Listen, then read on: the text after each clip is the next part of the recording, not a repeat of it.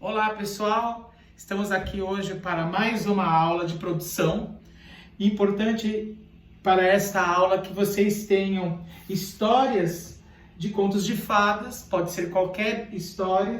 Então eu tenho aqui à disposição alguns livros, O Príncipe e o Sapo, a história de Geminha, da Pata Geminha, Cinderela, Branca de Neve e assim sucessivamente. Escolha algumas histórias que vocês tenham de contos de fadas e dentre essas histórias tire uma para que você leia para a turma. Então, uma das histórias você vai ler para a turma. Então, a história que eu escolhi para ler é A Raposa e as Uvas. Então, eu vou ler a história para as crianças, né? Numa manhã de outono, enquanto uma raposa descansava debaixo de uma plantação de uvas, viu alguns ramos de uvas bonitas e maduras diante de seus olhos. Com desejo de comer algo refrescante e diferente do que estava acostumada, a raposa levantou, ergueu as patas para pegar e comer as uvas. Coloque sempre ênfase naquilo que você estiver lendo, porque isso é muito importante. Dar essa vida para o texto, criar essa vida dentro da história, da narrativa, certo? Bem, então vocês vão ler a história toda, complementar toda a leitura, conversar um pouco com os alunos e depois, à parte, vocês vão pegar ações.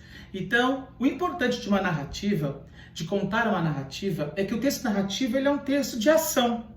Então, os verbos de ação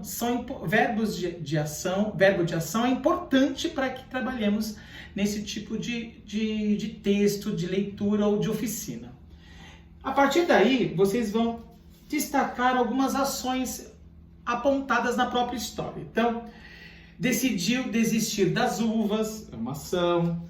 A raposa se convenceu do que era, desistiu de alcançá-las.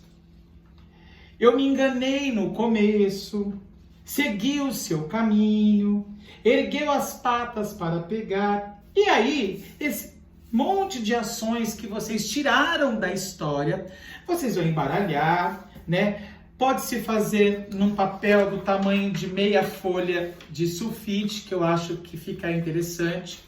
E vocês vão construir um varal na sala de aula. Colocando esse varal na sala de aula, distribua essas ações entre os alunos e peçam para que eles coloquem essas ações numa ordem cronológica, de acordo com a história contada. O que isso vai nos propor? Que ele entenda a ideia de começo, meio e fim. E de que a própria sala discuta as ações em cima dessa ideia. A partir daí, gente, você vai construindo com eles a história. Você vai questionando, pera lá, mas ela fez isso primeiro? Não, ela fez aquilo primeiro. Peraí, vamos organizar essas ideias, vamos organizar as ações. A partir do momento que as ações forem organizadas, vocês peçam para que eles contem a história. E eles vão conseguir narrar toda a história, resumidamente, lógico, numa visão deles, mas na sequência lógica das ações apresentadas pelo próprio texto.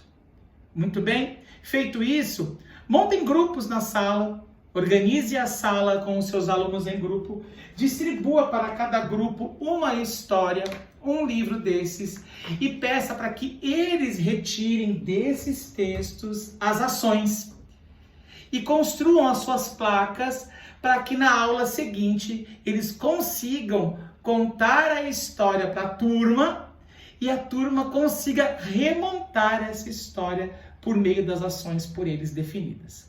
Ok, pessoal? Espero que essa aula tenha sido bastante interessante para vocês e que vocês possam usá-las com os seus alunos muito em breve. E vamos treinar isso também para que possamos fazer nas nossas aulas, certo?